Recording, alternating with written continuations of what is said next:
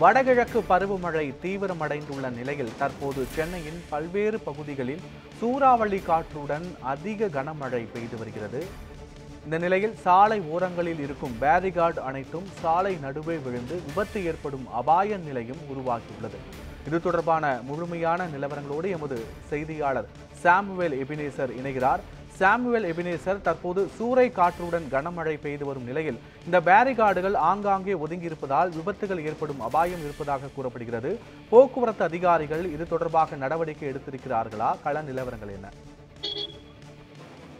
பத்மநாபன், தொடர்ந்து இன்று காலை முதலே பெய்து வரக்கூடிய கனமழை காரணமாக சென்னையில் பல்வேறு பகுதிகளில் நேற்றிரவு முதல் அதி கனமழை பெய்து வருகிறது. இந்த நிலையில சென்னையில் இருக்கக்கூடிய பல இடங்களில் சூறாவளி காற்று வீசி வருவதால் இங்கு பேரிகார்டானது சாலை ஓரங்கள் வைக்கப்பட்டிருக்கக்கூடிய பேரிகார்டுகள் கீழே விழுந்து விபத்தை ஏற்படுத்தக்கூடிய நிலை ஏற்பட்டு வருகிறது. குறிப்பாக 60லிருந்து 90 கிலோமீட்டர் வேகத்தில் இந்த சூறாவளி காற்று வீசும் எனவும், இந்த புயல் கடக்கும் பொழுது காற்றின் தாக்கம் அதிகரித்து காணப்படும் என சென்னை வானிலை ஆராய்ச்சி மையம் தெரிவித்திருந்த நிலையில் தற்பொழுது, அதாவது சென்னையில் இருக்கக்கூடிய பிரதான சாலைகளான அண்ணா சாலை, மவுண்ட் ரோடு உள்ளிட்ட பகுதிகளில் வைக்கப்பட்டிருக்கக்கூடிய பேனர்கள் மற்றும் பேரிகார்டுகளானது தற்பொழுது சாலை நடுவே விழுந்திருக்கக்கூடிய காட்சியை நம்மால் பார்க்க முடிகிறது.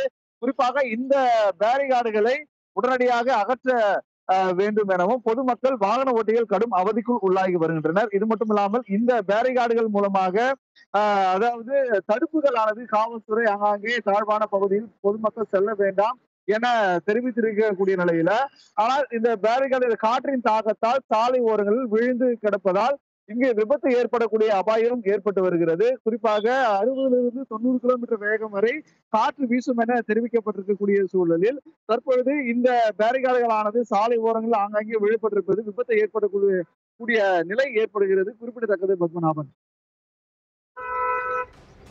முழுமையான விவரங்களுக்கு நன்றி சாமுவேல் எபினேசர்.